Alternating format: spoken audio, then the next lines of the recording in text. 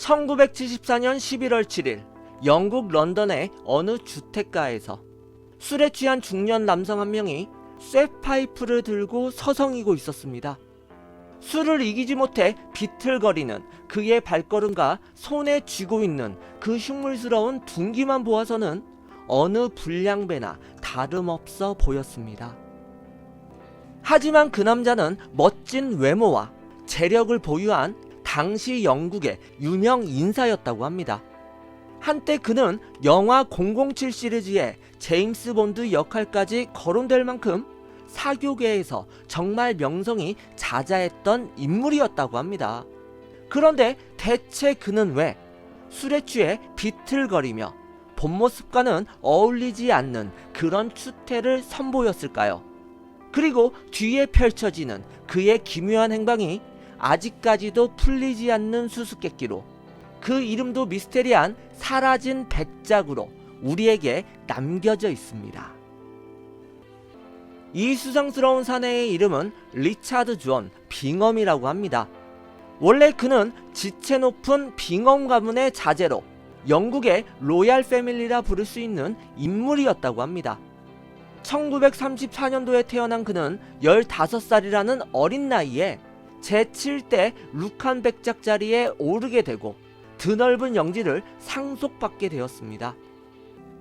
그리고 이에 걸맞게 명문 귀족 자제들만 입학할 수 있는 20여 명의 총리를 배출한 영국의 수많은 정치, 문화계의 명사들도 배출을 했던 영국의 명문학교 이튼에 입학하여 교육을 받고 졸업을 하게 되었습니다.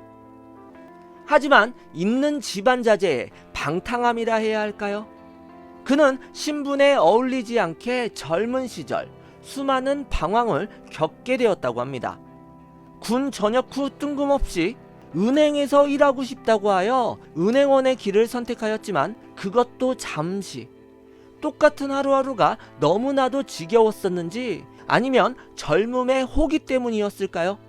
갑자기 도박사의 길을 선택해서 흥청망청 가문의 돈을 낭비하였다고 합니다.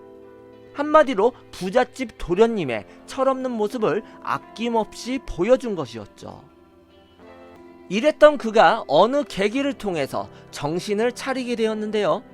베로니카라는 여자와 결혼을 하며 그 귀족에 걸맞는 채통을 되찾게 되었다고 합니다.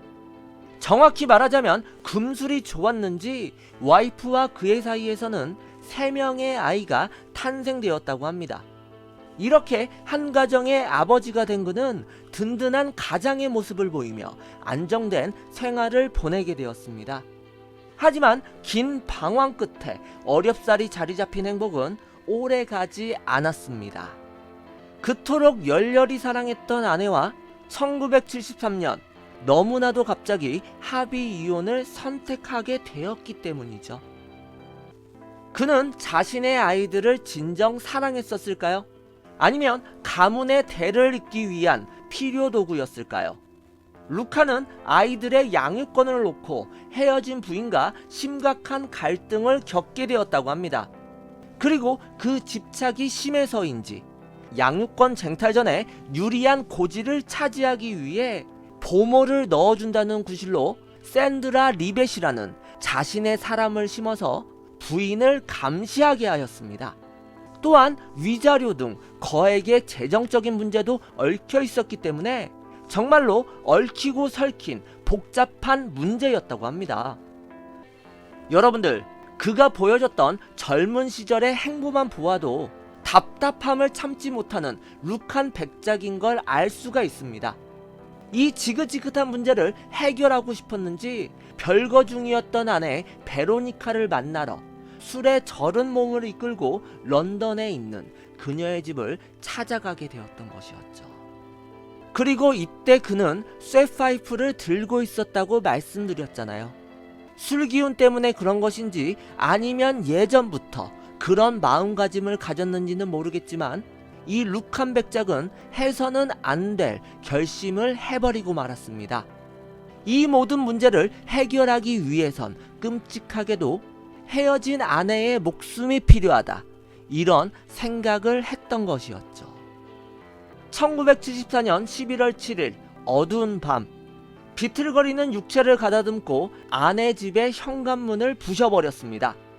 다짜고짜 쳐들어가게 된 그는 그녀가 눈에 보이자마자 준비한 쇠파이프를 마구잡이로 휘두르게 되었고요. 제정신이 아닌 그 무자비한 난도질이 끝난 후 그의 눈에 펼쳐진 장면은 자신의 헤어진 아내 베로니카가 아닌 아이들을 돌보는 그 부모가 피투성이가 된 채 쓰러져 있는 모습이었습니다.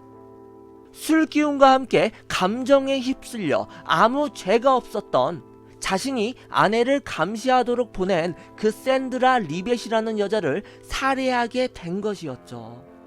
정작 그 아내 베로니카는 남편이 그 사륙을 벌이는 동안 간신히 달아나 근처 펍에 도착해서 경찰에 신고를 하였다고 합니다. 이런 말도 안 되는 상황에 그를 감싸고 있었던 분노와 그 술기운이 화들짝 도망을 갔는지 룩한 백작은 제정신을 찾게 되었습니다. 서둘러서 주랭랑치듯이 그 집을 빠져나온 후 친한 지인의 집으로 가서 떨리는 목소리로 횡설수설 범행을 부인한 뒤 다시 어디론가 뛰쳐나갔다고 전해집니다. 하지만 그것이 룩한 백작의 마지막 모습이 되어버렸습니다. 그 뒤로부터 아직까지도 감감무소식. 제7대 룩한 백작 리차드 빙엄의 존재 자체가 아예 사라져 버렸기 때문이죠. 그의 차가 며칠이 지나지 않아 이스트 세섹스 뉴헤이븐이라는 지역에서 버려진 채 발견되었는데요. 여기에는 그의 핏자국이 검출되었다고 합니다. 이렇게 그의 흔적이 발견되긴 하였지만 경찰은 그의 소재를 찾아낼 순 없었습니다. 가문의 명예를 더럽혔다는 이유로 자살을 선택한 것이 아니냐? 심지어는 이렇게 자살까지 염두에 두고 수많은 인력을 동원해서 해안선까지 샅샅이 뒤졌으나 머리카락 하나 그의 소재를 발견하지 못하였다고 합니다. 영국의 수사팀은 영국 전역은 물론 근방의 다른 나라까지 그 수사망을 좁혀나갔지만 룩한 백작은 지구상에서 감쪽같이 사라진 것처럼 아무런 흔적을 남기지 않았기에 결국은 수사를 포기할 수밖에 없었다고 합니다. 영국 경찰은 사건 발생 1년 뒤에 이 룩한 백작이 보모 샌드라 리벳의 살인범이라 공식 발표하였습니다. 시간은 덧없이 흘러 25년이 지난 1999년 영국 법원은 결국 이 소재 불명의 리처드가 자살을 했다고 결론을 짓고 판결을 내리게 되었습니다. 1934년도생인 그가 만약 살아있다면 65세가 되었을 텐데 말이죠. 이것이 바로 아직까지도 풀리지 않는 영국의 권력자이자 고위층의 행방불명 룩한 백작 실종 사건이라 불리워지고 있습니다. 법적으로는 이렇게 종결된 사건이지만요, 미련을 버리지 못한 자들이 2004년 DNA 분석 기법을 통해 룩한 백작 사건을 재검토하기도 했으나 역시나 결정적인 단서를 찾지 못하였다고 합니다. 이렇게 그의 소재는 영원히 사라져버리게 되었을까요? 하지만 3년 뒤인 2007년 룩한 백작이라고 추정되는 인물이 난데없이도 뉴질랜드에서 살고 있다는 그 제보가 들어오게 되었습니다.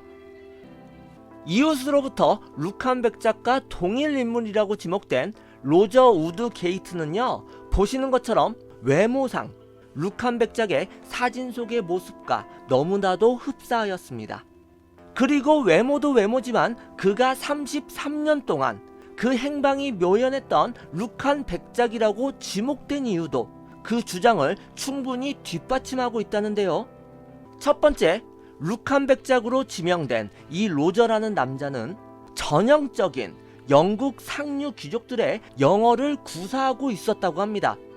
우리가 영화를 통해 접할 수 있는 매력 있는 그 영국식 발음의 차원이 아닌 영국인들조차 부러워하는 우아하고 화려하며 상류층을 대표하는 그런 발음이라고 하는데요. 어떻게 뉴질랜드에서 떠돌이 생활을 하는 그가 이런 어투를 구사하게 되었을까요? 전문적인 교육과 환경이 필요한데 말이죠. 그리고 두 번째, 로저 우드 게이트는 집 없이 차에서 생활하는 방랑 생활을 하는 걸로 밝혀졌다는데요. 이것은 전문 생존 방법이 필요하기에 영국의 명문 이튼교를 졸업하고 바로 영국군에서 복무하여 이런 기술을 습득을 했던 룩한 백작일 가능성이 높다. 이런 주장이 나오며 그 신빙성을 더하게 되었습니다. 세 번째 이유는요.